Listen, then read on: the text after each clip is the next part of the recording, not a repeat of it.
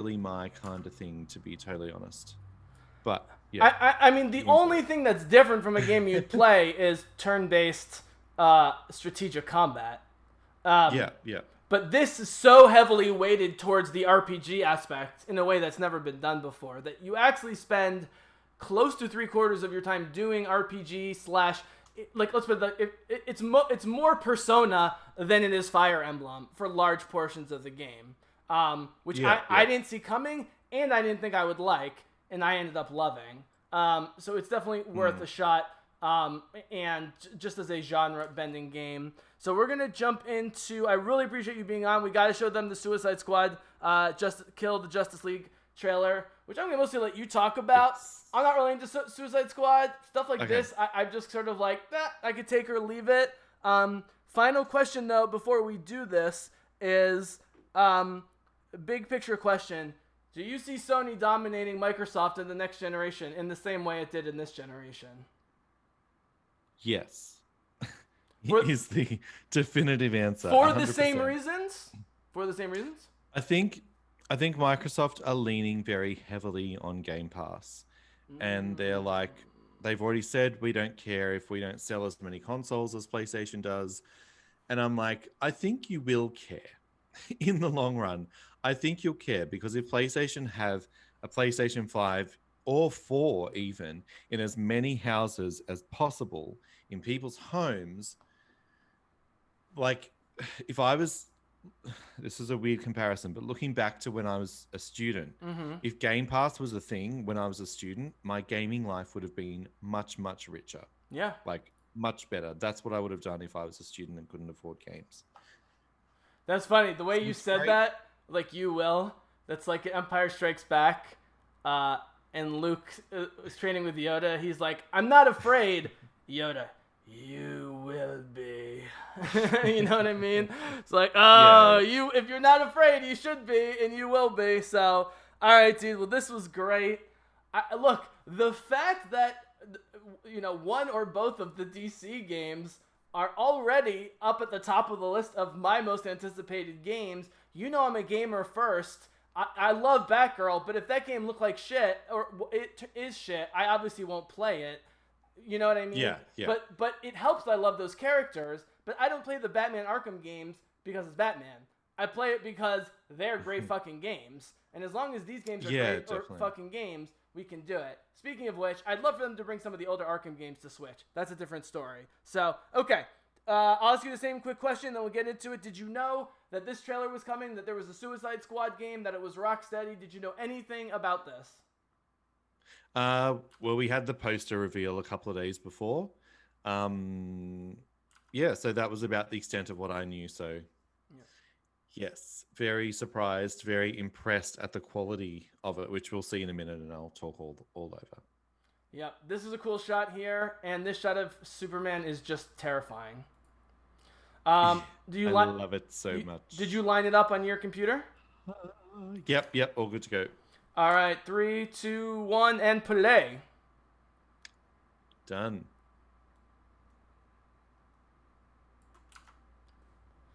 I'm going to keep mine pretty low volume. Feel free to talk. Okay.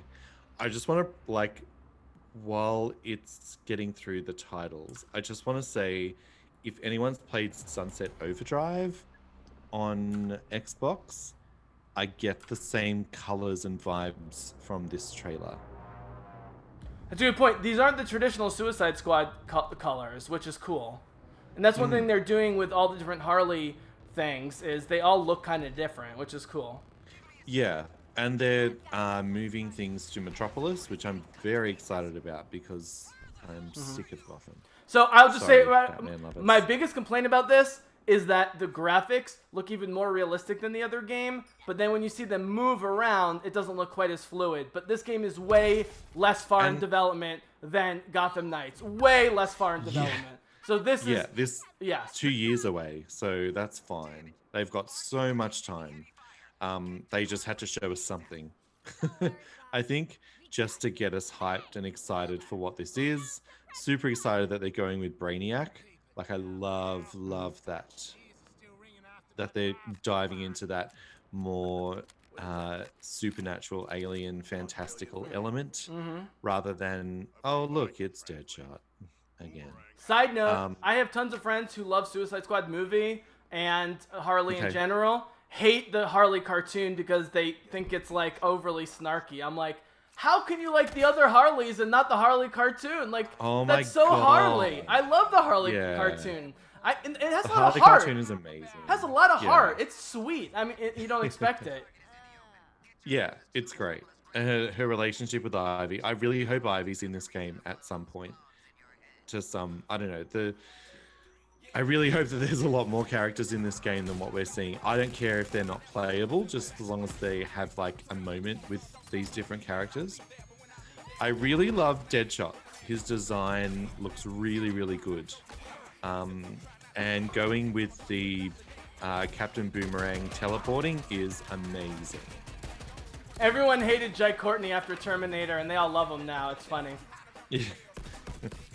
Oh, that's right. He did Terminator. I forgot about that. Which I love Terminator Genesis, but he was clearly the weak link. But that's because he was playing a Captain America character, which didn't fit him. Like Captain Boomerang fits him. It was just bad casting. Yeah. Emilia Clarke carried the story, but it wasn't right for him. I do like that movie though. I love the way that like you can use your jet fuel to, burn enemies alive. I really like that idea. Can I just say also to any American watching, Australians do not sound like this. We hate that you think this is what we sound like. We do not. Everyone hates the Aussie accents in American things, especially this. It's like the most commented thing. Here he is. Yeah. Because mostly you guys do American accents flawlessly and nobody knows. Yeah. I love this reveal, this whole like King Shark, like, oh, it's Superman, and Harley's like, oh, leave us alone. We're just trying to help. And then that point of pure horror when they're like, oh shit, that's who we have to kill. Shit. What if Harley was just like, Martha? Like trying anything, you know what I mean? Like, oh, we're fucked. We're fucked. So what is this? Just flipping the good guy, bad guy situation? The interesting thing is too. It's the whole Justice League. It's not just Superman. They're gonna have to take down the whole Justice League, and that excites me too. We've only seen Superman, so obviously there's going to be Wonder Woman, Batman, because that's definitely part of the trilogy. Possibly Aquaman, possibly Green Lantern, Cyborg, Flash. So that's going to be interesting to see how they all fit into this game. I already have a theory about the final boss battle for this game, if I can dive into that. Sure, possible spoilers ahead, guys. Go ahead. Well, I don't know this for sure, but my theory is, because we're taking on Brainiac, is that the Suicide Squad will mobilize the Justice League and free them from Starro's control. Sorry, why did I say Starro? Brainiac's control. And then at the very end of the game, you'll flick, once they free Superman from his control, you'll flick over control to Superman and have to destroy him playing as Superman, which is something I think the only way that you could successfully be Superman in a game would be to do it on this level of destroying a being of equal power. That's my theory. That's a good theory. Happen. I have a question I just thought of. So, you sometimes complain about too many Batman things, too many Superman things. You grew up an Aquaman guy. Yeah. You like all sorts of weird characters and interesting characters. I do like the weird I had an interesting thought right now. And as we do the final section here, I'm sure you won't mind me playing the video game trailers on repeat in the background. No, go back for it. To go back. For it. Which is not being a Truth and Justice Superman guy and not being an old school Batman guy. Does it actually free you from some of these preconceptions? And I don't want to get into Zack Snyder, but as someone who likes the darker vision of BVS and Man of Steel, and someone who likes Suicide Squad, darker visions, doesn't matter to me either way. I just like stuff or I don't like stuff. I don't have the DC connection. But like, for example, with the X-Men, it has to be dark. And when they get goofy, like an X-Men First Class, I don't love it. It doesn't really feel like X-Men to me. Okay. You know what I mean? So for me, it has to be dark. You can go sort of all the different directions. Like, I didn't grow up with the Avengers. Yeah. I just didn't think they were as cool as the X-Men. Spidey was way not cool enough. So do you think growing up an Aquaman guy and liking weird characters sort of opens you up to a wider variety? Yeah, I think so. Like, I think I definitely have limits. Like with Swamp Thing, if someone tried to do a campy, jokey Swamp Thing, I would probably hate it and be very angry and upset. You loved that show. You were really upset about that. Yeah, so Aquaman is number 1, Swamp Thing is number 2, as far as comic book characters go by ranking for me. So if someone took it on a campy route, I would be pretty pissed off. Very environmentalist of you. Very environmentalist. I can understand why fans of Batman and Superman get so passionate. Sure.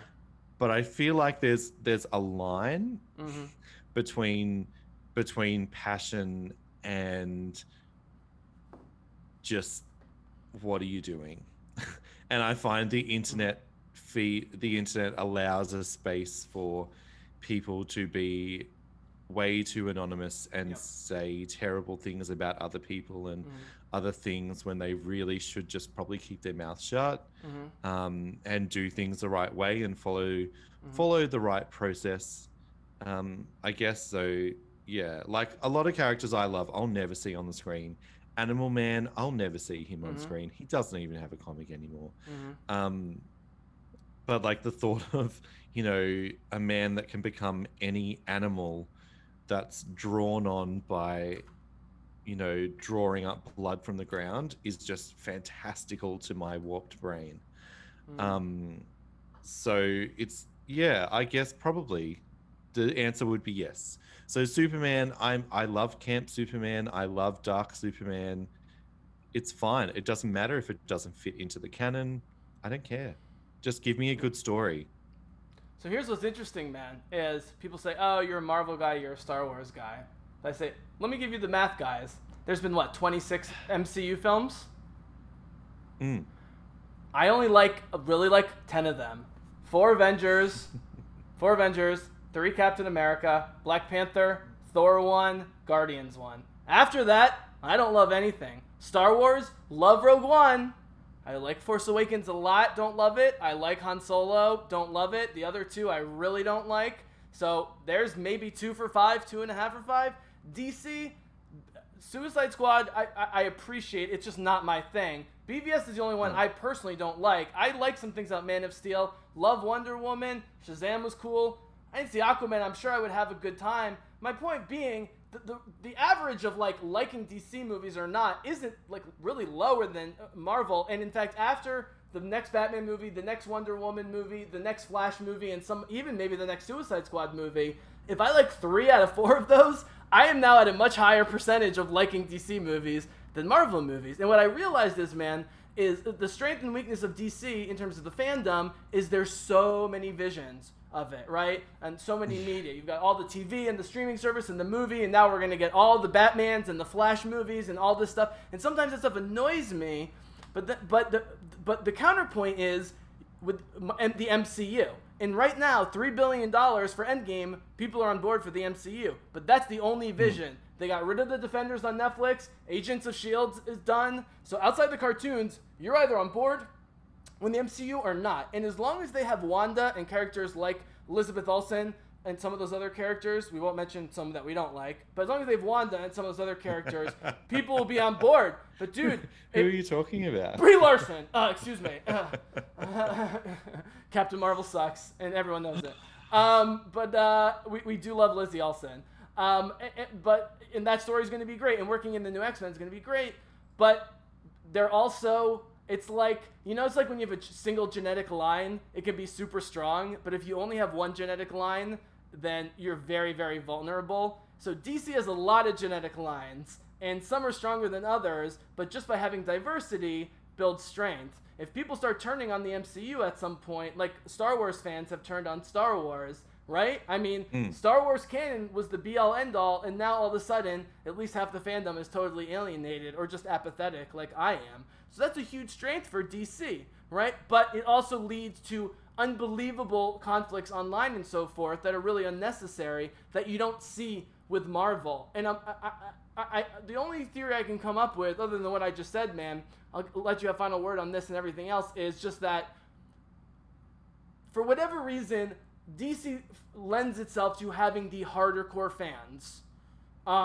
There's a type of loyalty that the hardest of hardcore DC fans have that Marvel fans like myself don't have. I think it has something to do with having fewer characters that are so dominant over a long period of time. But I don't really know. Go ahead. Well, and I think that that's exactly what it is. Like, we've had Batman movies since we were born. We've, had different attempts at hero movies all of our lives from DC, not really from Marvel, and until a lot later, and they weren't overtly successful. So I think a lot of the Marvel stuff is new to a lot of people. And it's really only the comic book fans who know them. So there's less of I have an idea in my head of who they are. Whereas growing up, we had the Keaton Batman movies. We had freaking 10 years of Smallville, like all, the Christopher Reeve Superman movies that were huge. Like, you can't say that about a Marvel movie. You can't say that about a Marvel property. It's never been a thing. Up until really Spider-Man, X-Men. And then they just got driven into the ground and rebooted at a later stage. But it's actually going to work out for the best because Wanda kills all the X-Men anyways with the House of M, which they've set up beautifully. So that's not a problem. I actually think DC fans are more like Star Wars fans, and DC has the advantage because you guys don't care about canon the way Star Wars fans are obsessed with canon. And so, you can be totally off the bus with DC, but then you get fucking Doom Patrol or Swamp Thing, and it's like, all right, I'm back on. Whereas Star Wars, it's like, are you going to delete this canon? Are we going to try and revisit? Rise of Skywalker was a terrible movie, but it's now canon, and you have to go with it. You know what I mean? Absolutely terrible. But now you have to go with it. I've been saying for a while, even before Rise of Skywalker, that in the beginning having one canon in Star Wars seemed like a good idea. It's clearly not one now, and Warner Brothers is delighting in not having to have a single canon, having tons of Harleys, all sorts of flashes and stuff like that. It's a little hard for a casual person like me to follow along, but as long as I'm getting good shows and video games out of it, especially video games, then I'm cool with it. And I think that's the message that I really got from DC Fandom, is that it doesn't matter if you're watching things on movies, the CW, HBO Max, video games, audiobooks now with the Sandman. It doesn't matter where you're watching it. You're allowed to have different versions of the characters. And this is something that I'm really, really excited about, is that they've got the right, I feel like with HBO Max and their newly released Warner Max and DC Max studios, is that they now have the right people and the right ideas, that they don't want to emulate what Marvel's doing anymore. They want to do their own thing, and they're embracing the strength of the multiverse, which they should have done from day dot, rather than trying to be like, oh no, we can't have two characters, one on TV and one on the movies. People will get confused. People are not stupid. Really. Yeah, that's true. People are not stupid. People get stupid when they get super passionate, but yeah, it's true. Yeah. And they can do big events like they did with Crisis and loop them all in together. I never thought we would see a big screen DC character on a small screen CW show, but they did it, and they're open to doing it again and having things cross over and blend. They want to do it. They want that engagement and that encouragement, and I really feel like that's where the strength is. And if they do embrace it like they say that they will, because let me just clarify, they say that they will, if they do, then I think that's where the success will be. Hmm. Rather than trying to create this massive interconnected universe like Marvel Mm-hmm. and try and do the same thing but with different characters. All right. 2 quick final questions. One serious, one not, Yes. and then I'll let you go. First serious Okay. question. What's something we saw the other day at DCCC, as I'm calling it, DC Comic Con, or in 2 weeks, or didn't Yep. see that people are sleeping Mhm. on or underrating that you think is going to be... So it could be something that big that's going to be humongous, something that's small that's going to be kind of big, you know what I mean, that people are sleeping on. Could be a TV thing that we see in 2 weeks is the other thing. Yeah. Yeah, I think the reason why they split it up is because HBO Max are still negotiating what to do with DC shows. And I feel like we will get that Doom Patrol season 3 announcement. We will get a Harley Quinn season 3, probably season 4 announcement because it's so cheap and easy and quick to make. And other things like Titans is moving to HBO Max. So we'll probably get an early renewal of that. And possibly even a Swamp Thing season 2, please. I think it's the TV stuff is going to be huge at the next event.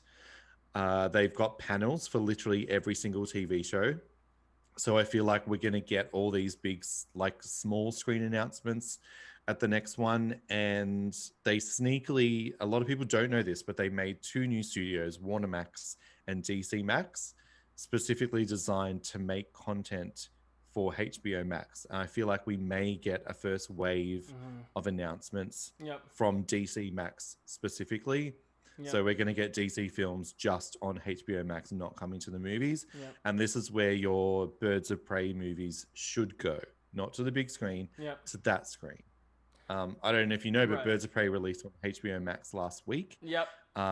And it's like top of the charts on HBO Max. It got trending on Twitter again, and so many people were watching and loving it. Look, it got great reviews. People love Harley, and people were waiting for it to come to TV. That's the bottom line. And it's the kind of movie that belongs on HBO Max. And if they do more of that, I'm down for that. And don't take it to the big screen. That's fine with me. Absolutely.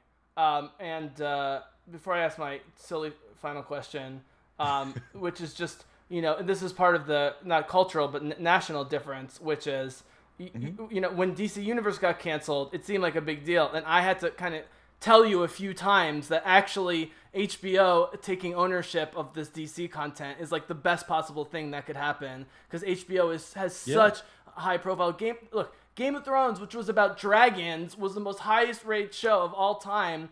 HBO has got the money and the cachet. And so at least in this country, in countries that distribute HBO strongly, it's awesome for DC. I can. That's all I can say. Yeah. Yeah. And look, do you know what changed my mind on that? Was the Watchmen HBO series. Oh, yeah. Oh, even my dad loved that. He fucking loved that shit. Yeah. I don't want to spoil anything for those who haven't seen it, but there's an episode and it's just 2 characters in a cafe with a ton of backstory scenes. And I watched it while I was waiting in an airport when a flight was delayed. And I was a sobbing, crying mess on the floor from this show. It's one of my favorite shows of all time, point blank period. I don't care if there's no second season because this was so perfect. Is it the best Watchmen?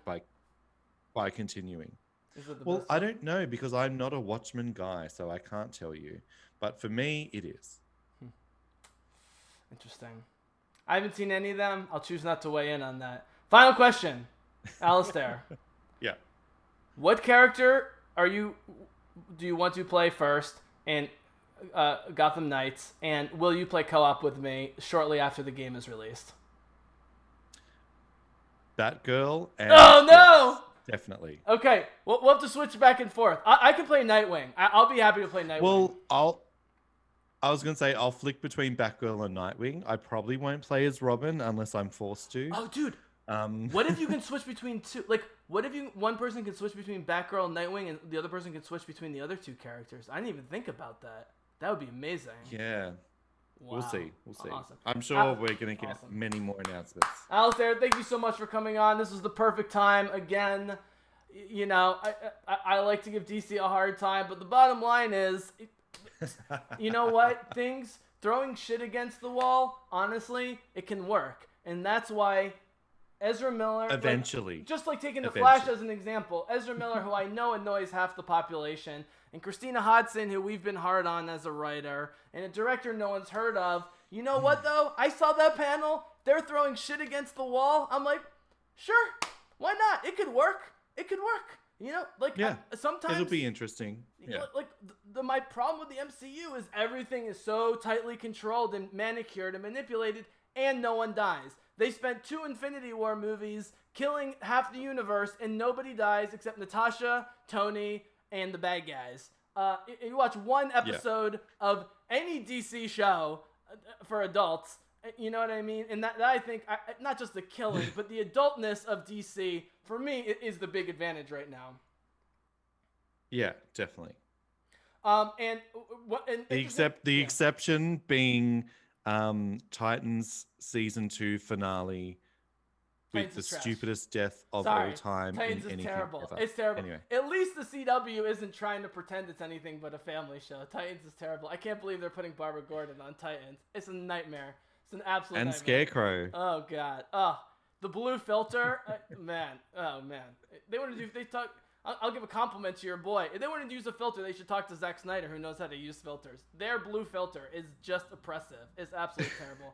And the cast isn't good. Okay, whatever. It doesn't matter. The rest of the shows are great. And we'll have to spend another podcast. Thank you so much for being on as a DC fan. I hope you're really excited about the future. I'm excited for you and just in general as a fan for this stuff.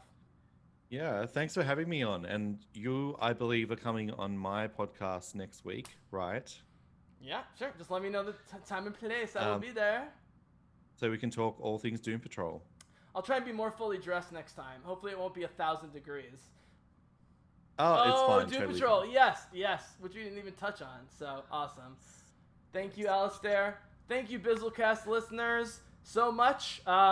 It's an ongoing experiment here with the video podcast, but this should be available in audio and video form. So hope you guys enjoy it. Alaisdair, you're the man. Novastream, plug. We got to plug, and then we'll cut the stream. Plug the sites. Okay. So you can find me on the Novastream network at the moment, so novastreamnetwork.com, and on your socials. I'm also kind of branching out doing my own thing, so I'm not kind of stuck into what stuff we get sent at Novastream. So I'm doing that under Lethal, so you can find me at lethal.net. And don't be turned off by the fact that he's got like 3 accounts on every single social media that are quite similar, and he should be merging them or deleting them immediately. All right, buddy. Thank you so much. Thank you, BizzleCast listeners. Bizzle. You know what? The world's going to shit, but there's still some goodness, and that's what we got to hone in on here, guys. That's what we're trying to do here. So hope you enjoyed this. We'll be coming back at you soon with some more DC and other content. May the Force be with you, but for now, the BizzleCast is out.